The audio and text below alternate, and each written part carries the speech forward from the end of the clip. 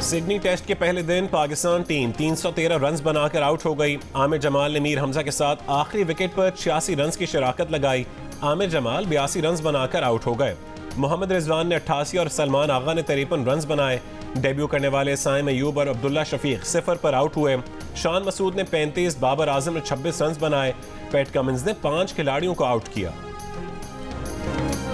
Babar Azam Sydney test की पहली innings में भी नाकाम हो गए। 26 रन्स बना सके। बाबर आजम ने 3 टेस्ट की 5 इनिंग्स में 20.6 औसत से अब तक 103 रन्स बनाए। सीरीज में 2 मरतबा बोल्ड हुए। 2 बार विकेट कीपर ने उनका कैच पकड़ा।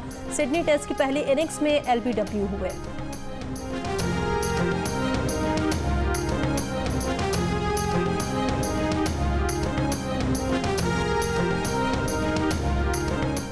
PTI को बल्ले का निशान वापस देने के फैसले के खिलाफ इलेक्शन कमीशन की अपील पर फैसला महफूज। पेशावर हाईकोर्ट में दौरान समाअत PTI वकील ने कहा, इलेक्शन कमीशन की रिट ठीक नहीं है। क्या इलेक्शन कमीशन हाईकोर्ट के फैसले के खिलाफ अदालत आ सकता है? 26 दिसंबर को फैसला आया, उस पर अभी तक अमल नहीं किया गया। इलेक्शन कमीशन को वेबसाइट पर सर्टिफिकेट डालने से क्या मसला है? वकील PTI के पेशावर हाईकोर्ट में दल आए। जस्टिस इजाज खान ने कहा कि ये अब इनसे हम पूछेंगे, क्या आपकी जानिब से कोई तौहीन अदालत केस आया? वकील इलेक्शन कमीशन ने कहा, सिर्फ PTI नहीं, 19 जमातों के इंतखाबी निशान लिए गए हैं।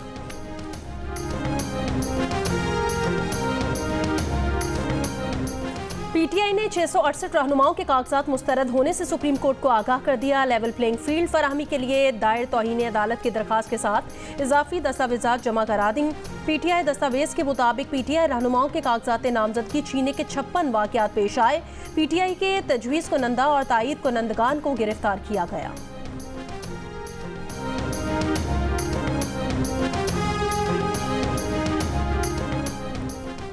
नवाज शरीफ के कागजात नामजदगी मंजूर करने के खिलाफ दायर अपील पर अपीलेट ट्राइब्यूनल ने रिटर्निंग अफसर को जाती हैसियत में तलब कर लिया। ट्राइब्यूनल ने अपील पर रजिस्ट्रार ऑफिस का एतराज़ खत्म कर दिया। इश्ताक अहमद ने NA 130 से नवाज शरीफ के कागजात नामजदगी की मंजूरी के खिलाफ अपील दायर की थी। लाहौर में अपीलेट ट्राइब्यूनल में अब तक 40 से ज़्यादा अपीलें दायर हो चुकी। अपीलें दायर करने का आज आखिरी दिन है। अपीलेट ट्राइब्यूनल 10 जनवरी तक अपीलों पर फैसले करेंगे। कागजात नामजदगी मुस्तरद होने के खिलाफ PTI रहनुमा शुएब शाहीन की दरखास्त पर फैसला महफूज। इस्लामाबाद हाई कोर्ट में कायम ट्राइब्यूनल का 2 रिटर्निंग अफसरान के ऑर्डर बिल्कुल एक जैसे होने पर हैरानी का इजहार। कहा, दोनों ROs के ऑर्डर में एक लफ्ज का भी फर्क नहीं है। क्या दोनों हलकों के रिटर्निंग ऑफिसर एक हैं? शुएब शाहीन ने जवाब दिया, दोनों हलकों के ROs मुख्तलिफ हैं, लेकिन ऑर्डर में एक लफ्ज का भी फर्क नहीं है। लगता है ऑर्डर लिखा एक जगह गया, फिर सब ने वही जारी कर दिया। ट्राइब्यूनल ने शुएब शाहीन, नियाजुल्ला नियाजी, जफर अली शाह और दीगर के कागजात मुस्तरद किए जाने के खिलाफ अपीलों पर इलेक्शन कमीशन से जवाब तलब कर लिया।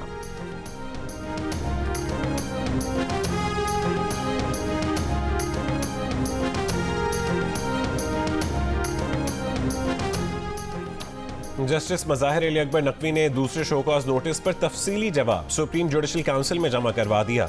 जस्टिस मज़ाहिर ने अपने खिलाफ शिकायत को बेबुनियाद और जुडिशल काउंसिल की कार्रवाई बिला जवाज़ करार दे दी।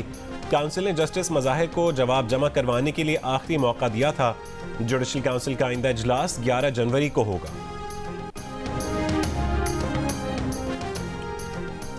जबरी गुमशुदगियों और लापता अफराद से मुतालिक दरखास्तों पर आज फिर समाअत होगी। चीफ जस्टिस काजी फाइज ईसा की सरबराही में 3 रुकनी बेंच समाअत करेगा। अदालत ने अटॉर्नी जनरल को तलब कर रखा है। आमना मसूद जंजुआ जाती हैसियत में दलाइल देंगी। गुज़श्ता रोज़ चीफ जस्टिस ने रिमार्क्स दिए कि एतजाज़ एहसन की दरखास्त में सियासत झलक रही है। लापता अफराद का केस संजीदा नौयत का है, इसे सियासी मकासद के लिए इस्तेमाल करने की इजाज़त नहीं देंगे। हर इदारे को अपनी हुदूद में रहना चाहिए। लापता अफराद का मसला हमेशा के लिए हल करना चाहते हैं। पाकिस्तान हम सब का है, मिलकर ही चीजें ठीक करना होंगी। एक दूसरे पर उंगलियां उठाने से नफरतें कम नहीं होती।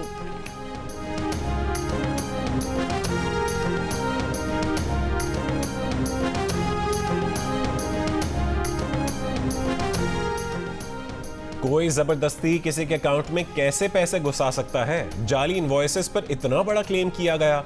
मुलजिम को जमानत किस बुनियाद पर दें? व्हाइट कॉलर क्राइम कोई आम जुर्म नहीं है, इससे मुल्क को बहुत नुकसान पहुंचता है। सुप्रीम कोर्ट में टैक्स फ्रॉड में गिरफ्तार मुलजिम की दरख्वास्त जमानत पर समाअत।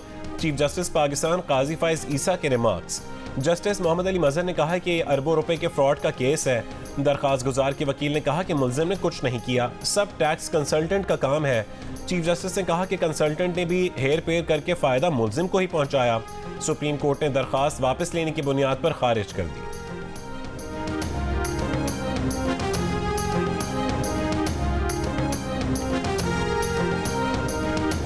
पीटीआई के सदर और साबिक वजीर आला पंजाब चौधरी परवेज इलाही की अडियाला जेल में तबीयत खराब। जेल जराये के मुताबिक परवेज इलाही को RIC मुंतकिल किया गया। चौधरी परवेज इलाही के कुछ जरूरी टेस्ट कराए जाएंगे।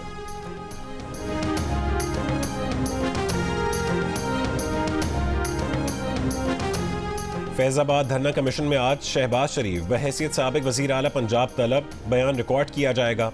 साबिक DGI फैज हमीद मंगल को भी कमीशन में पेश नहीं हुए। कमीशन का फैज हमीद से वीडियो लिंक के जरिए बयान लेने की तजवीज़ पर गौर। फैजाबाद धरना कमीशन सुप्रीम कोर्ट के हुक्म पर काम कर रहा है।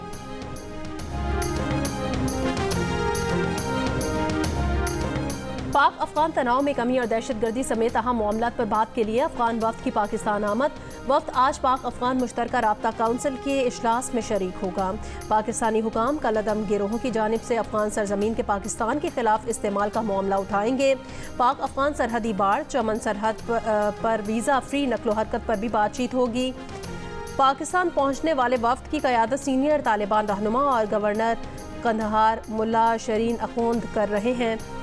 अफगान अबूरी हुकूमत के वफ्द में अफगान वज़ारत दिफा, वज़ारत इत्तलात, इंटेलिजेंस हुकाम शामिल हैं। रावलपिंडी और इस्लामाबाद में शदीद धुंध, 12 परवाजें मनसूख, मुतअद्दिद ताख़ीर का शिकार। 24 घंटों में 42 परवाजें मनसूख हो चुकी हैं। इस्लामाबाद लाहौर मोटरवे, पेशावर मोटरवे और सवात एक्सप्रेस वे मुख्तलिफ मकामात पर बंद। खैबर पख्तूनख्वा और सिंध के मैदानी इलाकों में भी धुंध के बायस ट्रैफिक की रवानी मुतासिर। लाहौर और कराची की फ़ज़ाई आलूदगी पहले की निस्बत कम। आलूदा शहरों में आज सुबह कराची का 5वां और लाहौर का 8वां नंबर रहा।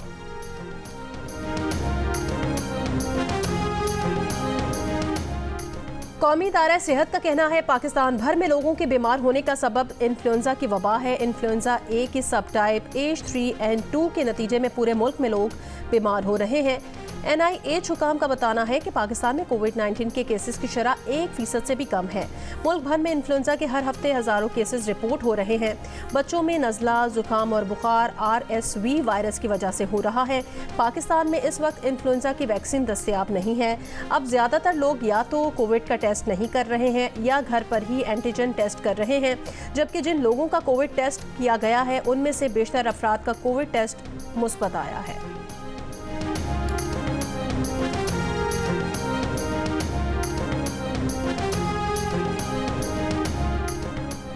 कराची में तावान के लिए अगवा ताजिर बाजियाब। पुलिस और CPLC के हसास इदारे के हमरा भैंस कॉलोनी में कार्रवाई। 2 अगवाकार पकड़े गए, 3 फरार। मगवी को पानी के टैंक में रखा गया था। मुलजिमान ने ताजिर को गडाब से अगवा किया। तशद्दुद की वीडियो घर वालों को भेजी। 88 लाख तावान वसूल किया। छापे के दौरान घर से 19 लाख रुपए बरामद। वारदात में इस्तेमाल कार और असलहा भी कब्जे में ले लिया गया। रहीम यार खान के करीब सिंध पंजाब सरहद पर 9 अफराद को अगवा से बचा लिया गया। अगवाकारों ने शादी का झांसा देकर बैंड बाजे वालों को कच्चे में बुलाया था। DPO के मुताबिक अब तक मुल्क भर से 251 अफराद को अगवा होने से बचा लिया गया।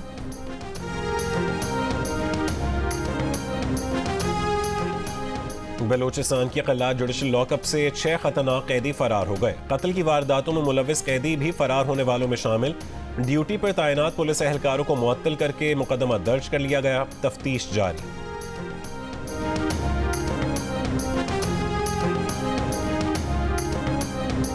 इस्लामाबाद में बलोच यकजहती कमेटी का धरना 92वें रोज में दाखिल। खवातीन, बच्चे और बुजुर्ग मुजाहिरीन कैंप में मौजूद।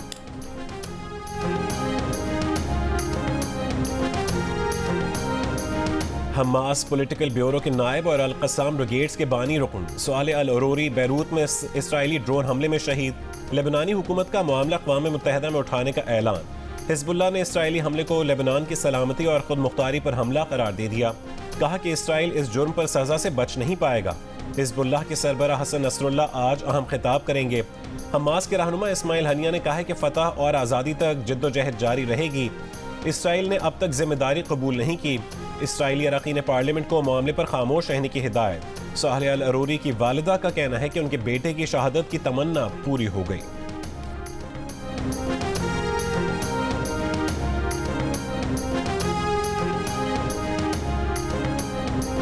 ना हमास को शिकस्त हुई, ना इसे तबाह किया जा सका। अमरीकी थिंक टैंक की report institute for the study of war और क्रिटिकल थ्रेट्स प्रोजेक्ट ने कहा, शिमाली गजा से इसराइली फौजियों की वापसी जंग के नए मरहले का आगाज है। जमीनी जंग की बजाय इसराइल अब टारगेटेड हमलों पर इन्हिसार करेगा। इसराइली हिकमत अमली की तब्दीली से हमास को अपनी अस्करी सलाहियतें नए सिरे से तामीर करने का मौका मिलेगा।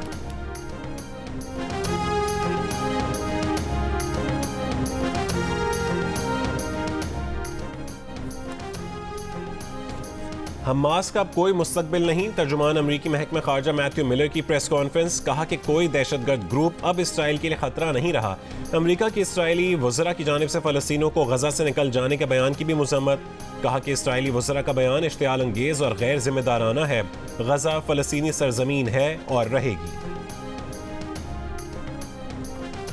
साबिक वज़ीर आज़म नवाज शरीफ के करीबी साथी साबिक वज़ीर ख़जाना मुशीर खारजा सरताज अजीज़ 94 बरस की उम्र में इंतकाल कर गए। नमाज जनाजा आज इस्लामाबाद में होगी। सदर मुमलिकत आरिफ अलवी, निगरान वज़ीर आज़म अनवारुल हक काकर, स्पीकर कौमी असम्बली राजा परवेज़ अशरफ और मुख्तलिफ सियासी रहनुमाओं का इजहार अफसोस। मुस्लिम लीग नून के सदर शहबाज शरीफ ने कहा, सरताज अजीज़ ने उम्र भर जमात और नजरिए से अटूट वाबस्तगी निभाई। वो नवाज शरीफ के बाएतमाद साथी थे, उनकी कमी कभी पूरी नहीं हो सकेगी।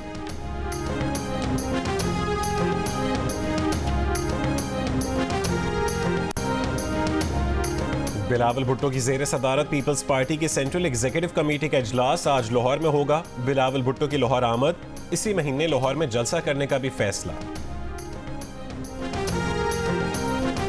राफेल नडाल की कोर्ट में कामयाब वापसी। स्पेनिश टेनिस स्टार ने इंजरी के बाद पहले ही मैच में ऑस्ट्रिया के डोमिनिक थाइम को शिकस्त दे दी। 22 मरतबा के grand slam champion Rafael Nadal injury के तकरीबन एक साल बाद कोर्ट में उतरे हैं। 37 साला राफेल नडाल इस सीजन को करियर का आखिरी सीजन होने का इंदिया दे चुके हैं।